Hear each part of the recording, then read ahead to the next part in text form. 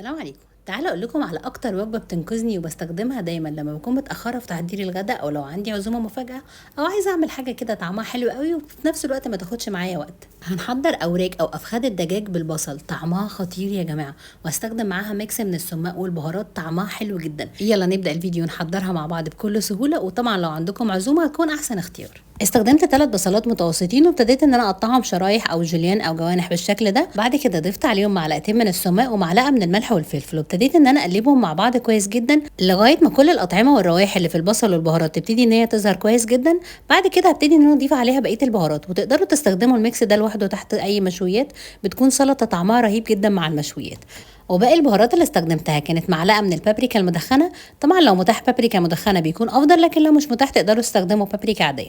وضفت عليها 3 طماطميات و2 من الفلفل الحار والبارد، وابتديت بعد كده ان انا اقلبهم، وضفت معاهم كمان نص معلقه من بهارات الفراخ ونص معلقه من الكزبره الجافه، وضفت معاهم معلقتين من الخل، وكنت المفروض ان انا اضيف معاهم عصير ليمون لكن الحقيقه ان انا نسيت. وبعد كده ضفت معاهم كمان ربع كوبايه من الزيت، وبعد كده بقلب الميكس ده كويس جدا مع بعضه لغايه ما الروايح كلها تبتدي ان هي تظهر، وابتدي ان انا اشم ريحه البهارات والخضار اللي انا ضايفاه كله.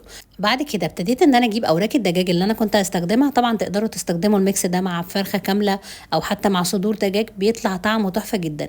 ابتديت ان انا احشي بيه اوراق الدجاج بالشكل ده، وابتديت ان انا اغلفه بيه كله واعمل له مساج بالخلطه كلها. وطبعا بما اني كنت مستعجله وكنت عايزه وجبه متكامله، فابتديت ان انا اضيف معاهم شرايح من البطاطس، كنت مقطعها تقطيع سميك شويه شبه التقطيع بتاع صينيه البطاطس اللي احنا بنستخدمه فيها، وضفت عليها جزء من الخلطه، وابتديت ان انا بعد كده افردها عليها كويس جدا بحيث ان البطاطس تتشرب من الخلطه. وقد ايه يا جماعه طعم البطاطس دي كان خطير، كان طعمها حلو قوي وكانت متشربه من الخلطه كده وكانت طعمها حلو قوي.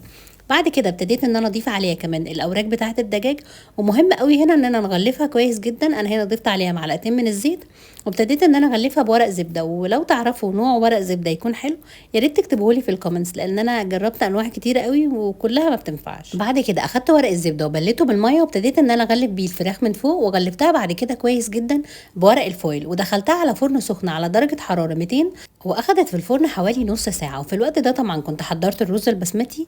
بعد كده ابتديت ان انا اكشف طبقات الفويل والورق الزبده، وبالرغم ان انا كنت دهنه الاوراق وبله ورق الزبده برضو لزق فيها. بعدها ابتديت ان انا اخد بالفرشه وادهن بيه الاوراق بتاعه الفراخ من فوق لغايه ما الاوراق كلها اخدت طبقه من الصوص. بعد كده ابتديت ان انا ادخلها تحت الشوايه او تحت الجريل لغايه ما اخدت اللون ده. قد ايه يا جماعه طعمها خطير ووجبه منقذه، وطبعا تقدروا تستخدموها مع فرخه كامله، ولو عندكم عزومه مفاجاه او حاجه تقدروا تحضروها بيها. وطبعا لو عندكم وقت وحضرتوها من قبل بوقت شويه او حتى من بالليل طبعا بيكون طعمها افضل. حضرتها وقدمتها مع الرز البسمتي. ما تنسوش تجربوها وتكتبوا لي رايكم فيها في الكومنتس.